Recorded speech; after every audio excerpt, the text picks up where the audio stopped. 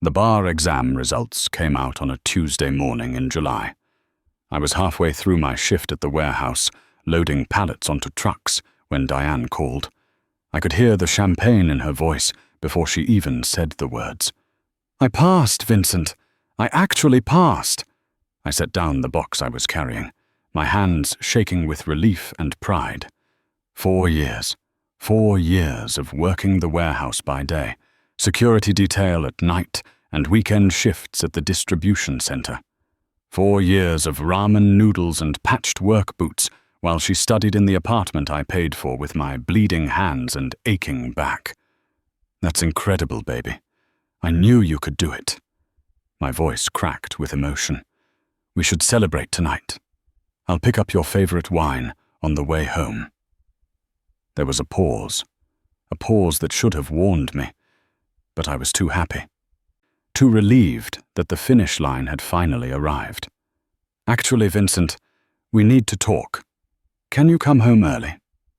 3 hours later, I walked into our apartment, my apartment, the one I'd been paying for, to find her sitting on the couch with 2 packed suitcases beside her.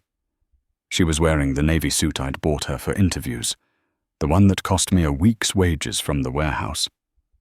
"Vincent, sit down," she said, and her voice had that measured, careful tone she'd been practicing for mock trials. I didn't sit. I knew.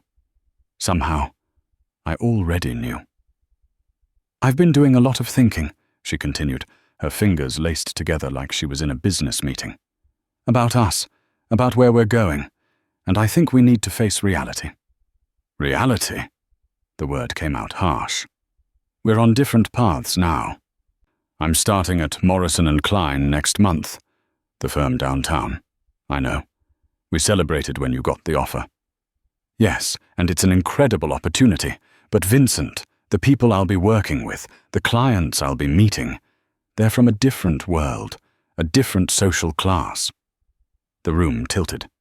"What are you saying?" She stood up, smoothing her skirt. "I'm saying that you're a wonderful person, but we're not equals anymore.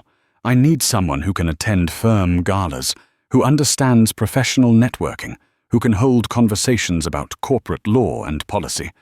Someone who fits." "Fits?" I felt my hands clench into fists, the same hands that had held her when she cried over failed practice exams, that had typed her footnotes when her carpal tunnel flared up, that had worked themselves raw so she could chase her dream. I'm sorry if this hurts, but it's better to be honest now than waste more of each other's time. You're 42, Vincent. You're a warehouse worker with a GED. I'm about to be an attorney. Can you really not see the problem?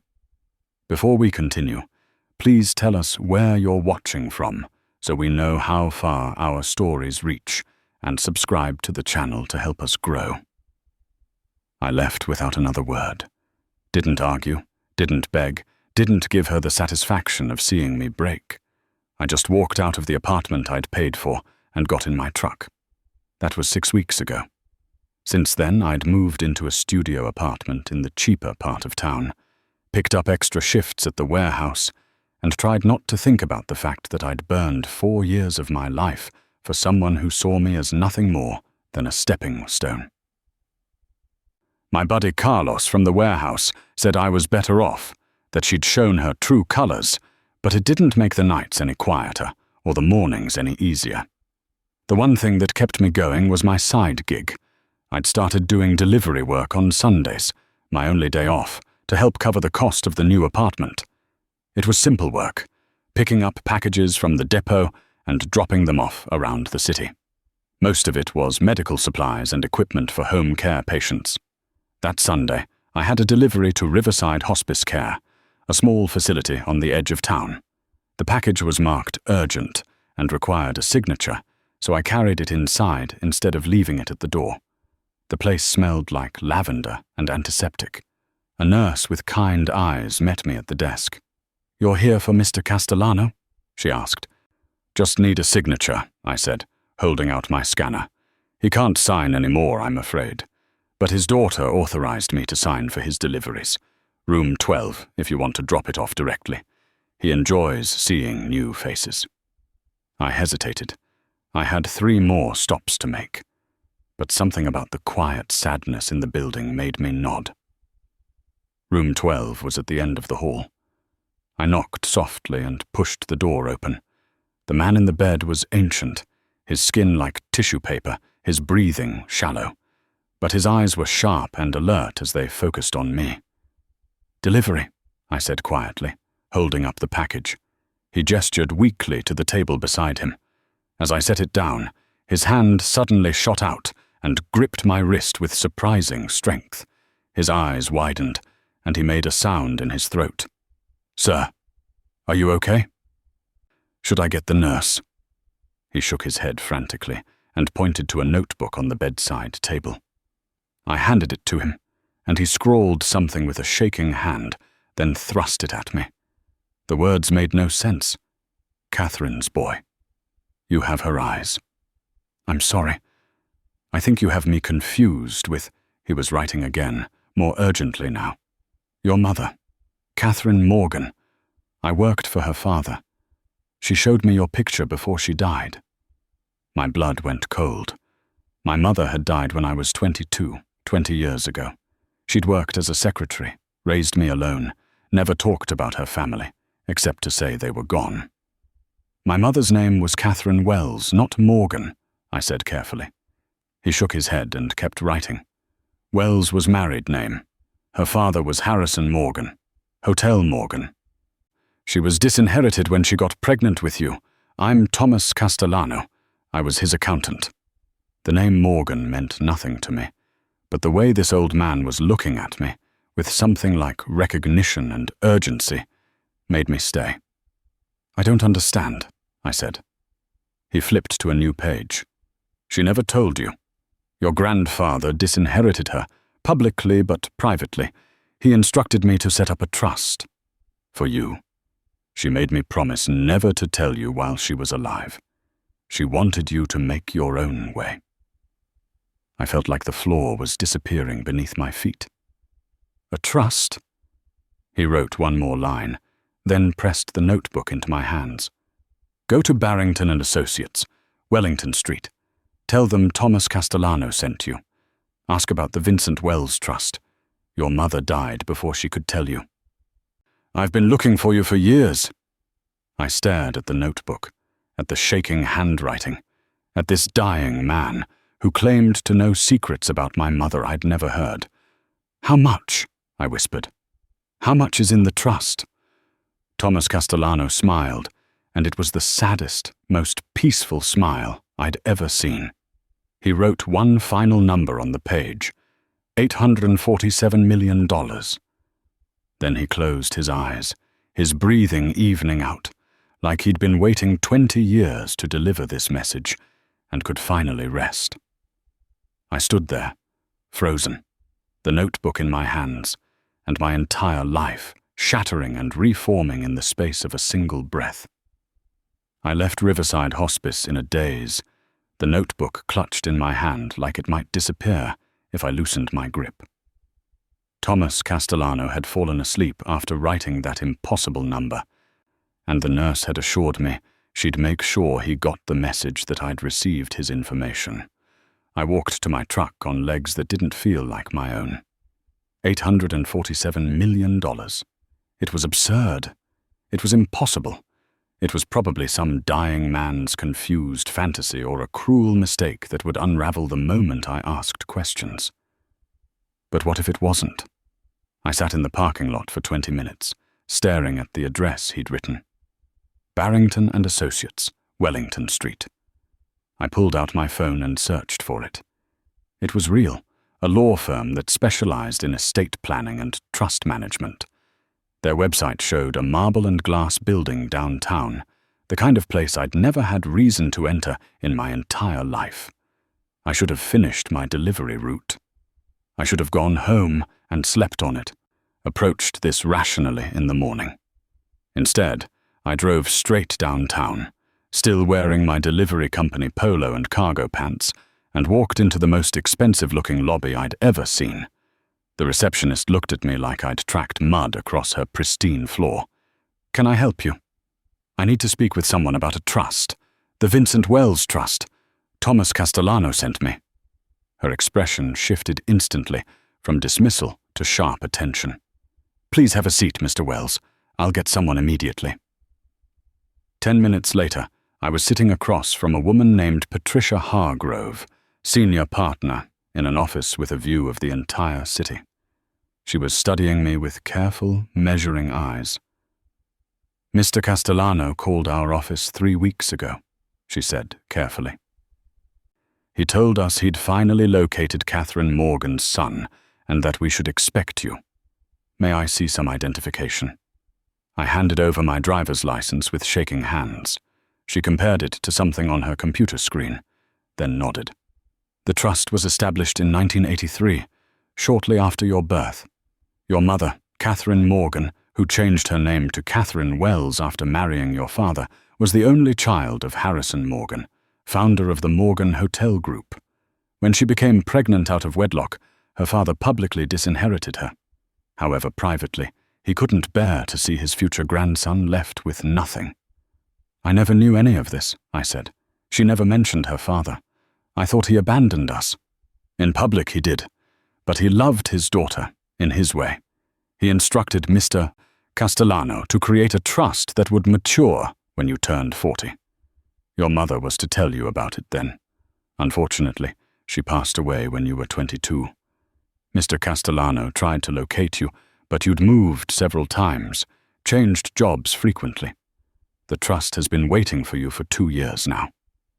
My voice came out as a whisper. $847 million? The initial investment was $50 million in 1983. Mr. Morgan was a shrewd businessman, and Mr. Castellano was an excellent trustee. The portfolio has been managed aggressively for 42 years. The current value, as of last month, is $847,400,016. The room spun. I gripped the armrests of my chair. "There are conditions, of course," Patricia continued. "You must verify your identity through DNA comparison with your mother's medical records. You must sign numerous documents. And there's a stipulation in the trust that the funds are to be used in part for charitable purposes as you see fit. Your grandfather wanted to ensure his legacy did some good in the world." "Charitable purposes," I repeated numbly. "Yes, at least 20% of the principal must be donated or used for philanthropic work within the first 5 years. The rest is yours to do with as you please." Over the next 2 weeks, I lived in a strange, split reality. During the day, I still worked my warehouse shift. I didn't dare quit until everything was verified and official. At night, I met with lawyers, signed papers, provided DNA samples, and learned about the grandfather I'd never known. Harrison Morgan had built his hotel empire from nothing, a poor kid from Philadelphia who'd worked his way up from bellhop to owner. He'd been ruthless in business, traditional in his values, and devastated when his only daughter got pregnant by a man he considered unsuitable. My father, who'd died in a construction accident when I was 3, but he'd also been human enough to make sure his grandson had a future, even if his pride wouldn't let him be part of it. The DNA results came back positive. The trust was legally transferred into my name. And just like that, I went from barely making rent to having more money than I could spend in 10 lifetimes. The first thing I did was nothing. I kept working at the warehouse, kept living in my studio apartment, and spent my evenings learning everything I could about my ex-fiancé's world. Morrison & Klein, the law firm where Diane worked, leased their offices in the Bradford Building, a prestigious downtown tower. The building itself was privately owned by an investment group based in Seattle. With Patricia's help, I quietly arranged to purchase the entire property for $215 million. The sale went through in 3 weeks. I became Diane's landlord, without her having the slightest idea. Then I started making other moves. I set up the Morgan Foundation with an initial endowment of $200 million, focused on providing educational scholarships for working-class adults trying to better themselves. I hired a small staff to run it, people who understood what it meant to work 3 jobs and dream of something more. I paid off Carlos's mortgage, my warehouse buddy who'd stood by me through the breakup. I donated $1 million anonymously to the hospice where Thomas Castellano had spent his final days. He'd passed away 5 days after our meeting, but the nurse told me he'd seemed peaceful, like he'd finished something important. And I waited. 6 weeks after the trust officially became mine, I got a call from Patricia. "Mr. Wells, we've received an interesting letter at our office. It's addressed to you, care of Barrington and Associates. The sender is Diane Hammond. I believe you know her." My heart stopped. "What does it say?" "She's requesting a meeting. Apparently she's heard through professional channels that you've come into some money and wishes to apologize for her previous behavior. She mentioned something about having made a mistake and hoping you might be willing to discuss reconciliation." I closed my eyes. Of course. Someone had talked. In legal circles, word traveled fast about new money, especially when that money started buying buildings and establishing foundations. "Set up the meeting," I said. "Tell her I'll meet her for coffee. Next Thursday, 2 p.m., at the cafe across from her office building." "Are you sure that's wise, Mr. Wells?" "I'm sure." That Thursday, I dressed carefully, not in expensive clothes that would give away how much had changed, but in clean jeans and a button-down shirt, the kind of thing I might have worn to a nice dinner back when Diane and I were together. I wanted to see exactly what she'd do, exactly how far she'd go. She was already at the cafe when I arrived, wearing a different designer suit and a smile that didn't reach her eyes. She stood when she saw me, and for a moment I saw something flicker across her face. Calculation. "Vincent, thank you for agreeing to meet. I wasn't sure you would." I sat down across from her.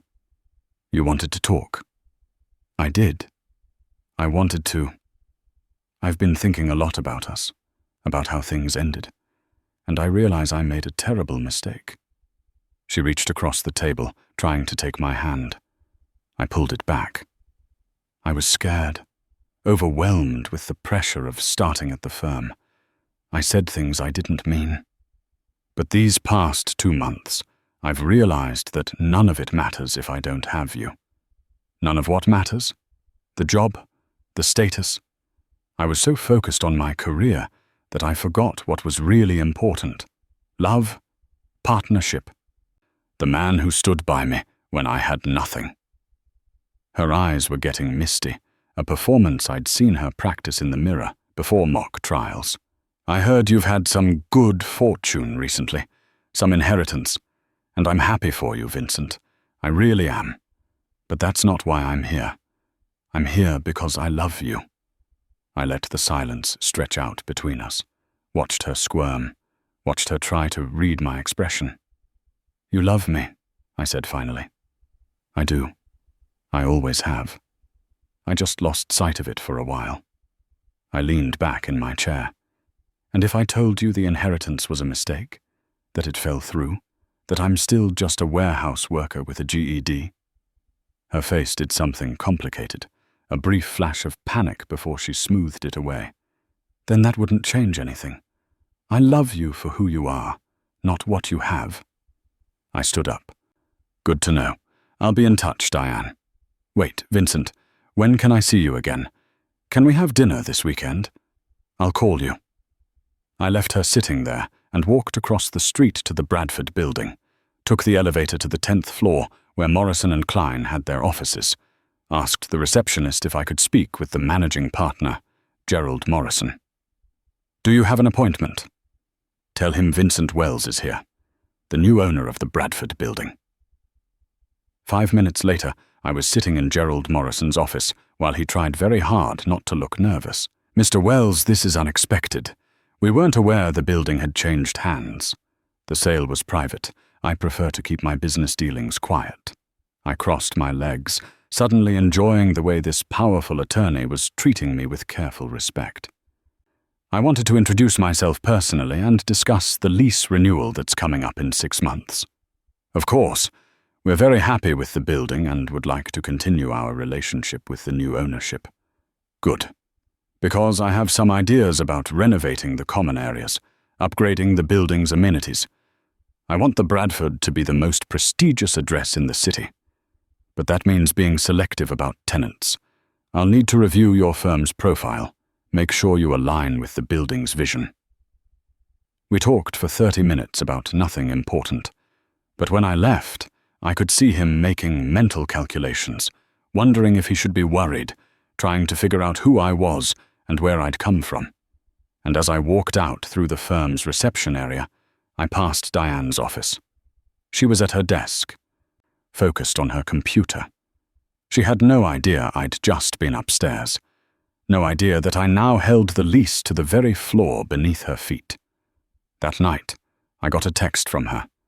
I meant what I said today. I miss you. I miss us. Can we try again?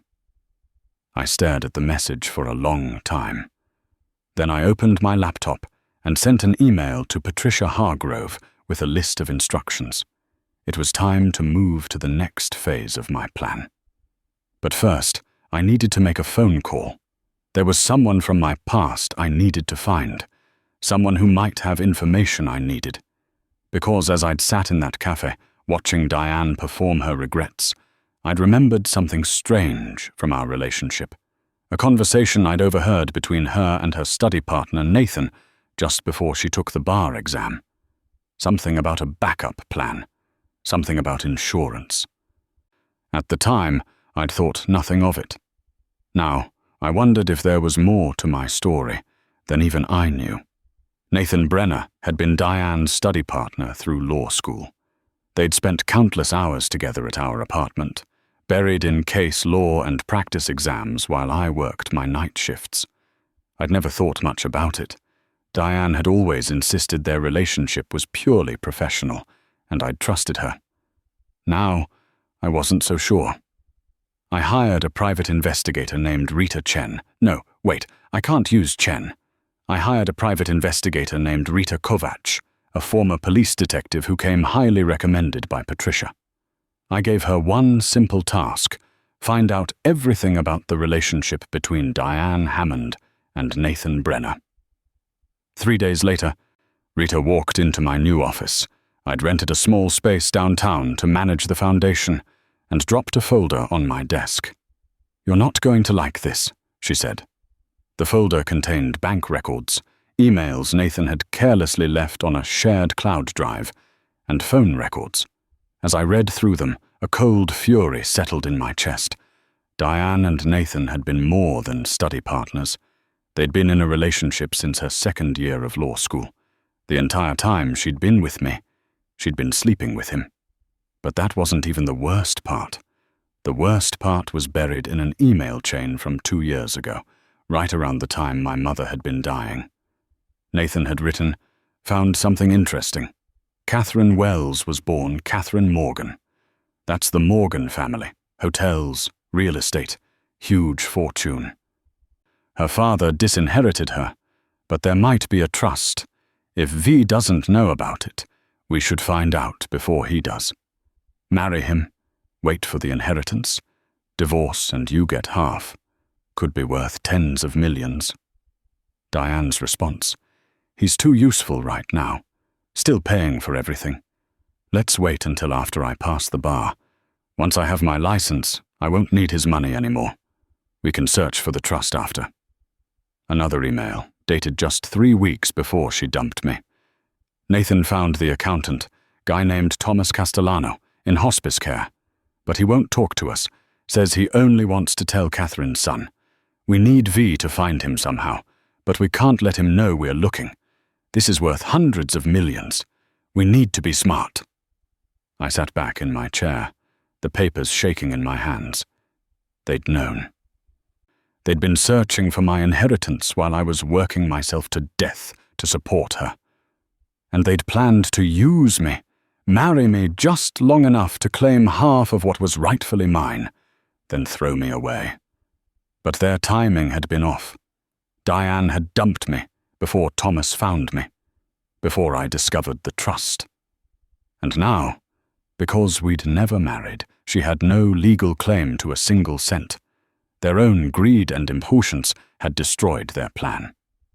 "There's more," Rita said quietly. "Nathan Brenner recently left his position at Hastings and Court. Word is, he was let go for ethical violations, trying to access sealed estate records without authorization. He was looking for information about the Morgan Trust, got caught and fired. Where is he now? Unemployed, living off savings, and according to his credit card records, he's been meeting with Diane regularly. 3 times a week, every week, since she reached out to you." I smiled, but it wasn't a nice smile. "Thank you, Rita. Send me your bill." That evening I texted Diane back. "Dinner Saturday night. I'll pick you up at 7. Her response came within seconds. "I can't wait. I've missed you so much, Vincent." Saturday night, I arrived at her apartment in a rented Mercedes, wearing an expensive suit I'd purchased that afternoon. When she opened the door, her eyes went wide. She was wearing a red dress that probably cost more than I used to make in a month. "Vincent, you look—" "Wow." "You look beautiful," I said, and I meant it. She'd always been beautiful. That had never been the problem. I took her to Meridian, the most expensive restaurant in the city. Ordered a bottle of wine that cost $800. Watched her eyes light up with every course, every detail, every sign of the wealth she thought she'd be sharing. Over dessert, she reached across the table and took my hand. "I meant what I said at the coffee shop. I made a terrible mistake, and I want to make it right. I want us to try again." "Do you?" I asked softly. "I do. I know I hurt you, and I'll spend as long as it takes proving that I've changed, that I love you for who you are, not what you have." I pulled my hand away gently and reached into my jacket pocket. I placed a folder on the table between us. "What's this?" she asked, her smile faltering. "Open it." Her hands were shaking as she opened the folder. I watched the color drain from her face as she saw the emails, the bank records, the evidence of her relationship with Nathan, their plan to find and steal my inheritance. "Vincent, this isn't—" "You knew about the trust," I said quietly. "You and Nathan were searching for it. You were planning to marry me just long enough to take half of it, then divorce me. But you got impatient. You dumped me before Thomas found me. And now you get nothing." Tears were streaming down her face, but I couldn't tell if they were real or another performance. It wasn't like that. Nathan was the one who— I didn't— "You used me for 4 years. Let me work myself to exhaustion while you slept with someone else, plotted to steal my family's money. And the only reason your plan failed is because you couldn't even wait long enough to see it through." People at nearby tables were starting to stare. Diane's voice dropped to a desperate whisper. "Please, Vincent, we can still fix this. I do love you, I swear I do, and the plan was stupid, I know that now. But we could, if we got married now, we could—" "No," I said simply. "We couldn't." I stood up, pulled out my wallet, and left a stack of hundreds on the table. "Dinner's paid for. Enjoy dessert." "Vincent, wait!" I walked out of the restaurant and didn't look back.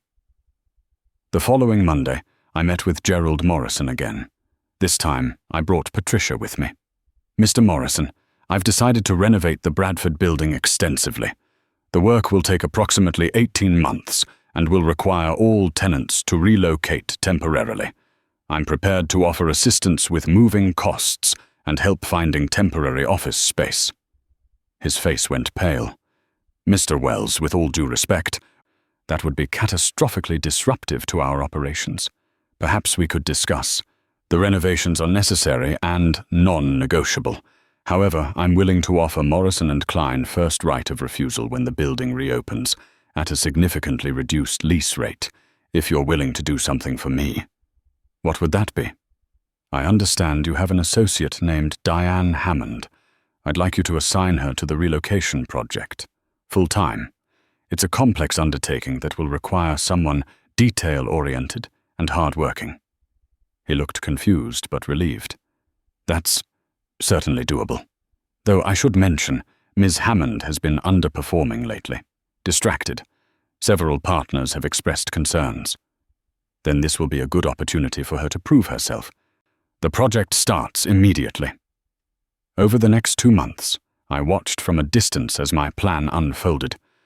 Diane spent her days coordinating the move of Morrison & Klein's entire operation, a task that was both endless and thankless. Nathan, desperate for work, had taken a job as a paralegal at a small firm in a neighboring state, the only position he could get with an ethics violation on his record. Meanwhile, I focused on the foundation. We launched our first scholarship program, providing full funding for 20 adults who were working multiple jobs while trying to complete their education. The applications nearly broke my heart. So many people, like I'd been, grinding themselves down, trying to build a better life. I met with each scholarship recipient personally, heard their stories, saw myself in their exhausted eyes and calloused hands. One of them, a woman named Angela, who worked overnight at a grocery store while studying nursing, cried when I told her she'd been selected. "I don't know how to thank you," she said. "Thank me by finishing your degree, by becoming the nurse you're meant to be, and someday when you can, help someone else who's where you are now." That's when it hit me. The real gift my grandfather had given me wasn't the money. It was the chance to be the help I'd needed, the support I'd never had, the proof that hard work and dignity mattered more than pedigree or connections. 3 months after our dinner at Meridian, I received an email from Diane. The subject line read, "I'm sorry." The message was long, rambling, full of explanations and excuses and apologies. She claimed she'd ended things with Nathan, that she'd realized what she'd lost, that she'd been in therapy trying to understand why she'd sabotaged the best thing in her life. The last paragraph read, "I know I don't deserve your forgiveness. I know I destroyed something that was real because I was too stupid and greedy to recognize its value. I'm not asking you to take me back. I just wanted you to know that losing you taught me more about what matters than law school ever did. I hope you find someone who deserves you. I hope you're happy. D." I read it twice, then closed my laptop. Part of me, a small, hurt part, wanted to believe her, wanted to think that people could change, that consequences could teach, that she genuinely understood what she'd thrown away. But I'd learned something important over these months. Forgiveness didn't require reconciliation. I could let go of my anger without letting her back into my life. I could acknowledge her apology without accepting her back. I never responded to the email. 6 months later, the Morgan Foundation held its first annual gala. We'd awarded over 50 scholarships, funded 3 community education centers, and partnered with local businesses to create job training programs for working adults. The event was covered by every major news outlet in the city. I stood at the podium in my rented tuxedo. I still couldn't bring myself to buy expensive clothes, even with millions in the bank, and looked out at the crowd of donors, recipients, and supporters. "My mother worked as a secretary for 20 years, I began. She raised me alone, never complained, never asked for help. She died without ever telling me that I came from money, from privilege, from a family name that opened doors. She wanted me to build my own life, to understand the value of hard work and dignity. And she gave me the greatest gift a parent can give. She taught me that my worth wasn't measured by my bank account or my job title, but by how I treated people and what I did with the opportunities I was given." I paused, my throat tight. Someone I trusted once told me I wasn't good enough because I was just a warehouse worker, that I didn't fit in her world. She was wrong. Not because I had money she didn't know about, but because worth isn't about what world you fit into. It's about what kind of person you are when no one's watching. It's about showing up every day and doing your best, even when it's hard. Especially when it's hard. The room erupted in applause. After the gala, I drove back to my apartment. I still lived in the same studio, and found an envelope that had been slipped under my door. Inside was a newspaper clipping, a small announcement from the legal journal. Morrison & Klein announces the resignation of Associate Diane Hammond, who will be pursuing opportunities outside of corporate law. Attached was a handwritten note on expensive stationery. You won. I hope it feels as good as you thought it would. D. I sat on my bed, holding the note, and realized something that surprised me. It didn't feel good. It didn't feel bad, either. It just felt over. Diane was a closed chapter. My anger had burned out, somewhere between signing scholarship checks and meeting people whose dreams I could help come true. Somewhere between learning about my mother's sacrifice and understanding my grandfather's complicated love. I'd spent months planning my revenge, engineering her downfall, proving that I was worth something. But in the end, the real victory wasn't her resignation, or Nathan's ruined career, or the moment she realized what she'd lost. The real victory was the life I was building, the people I was helping, the man I was becoming, not because of the money, but because I finally understood what my mother had been trying to teach me all along. Your worth isn't what someone else sees in you. It's what you see when you look in the mirror. It's the difference you make in the world when you have the chance. I folded the note, put it in a drawer, and never looked at it again. Thanks for listening to this story. If you enjoyed it, please subscribe and hit the bell icon for more stories like this. Where are you watching from? Drop your city in the comments.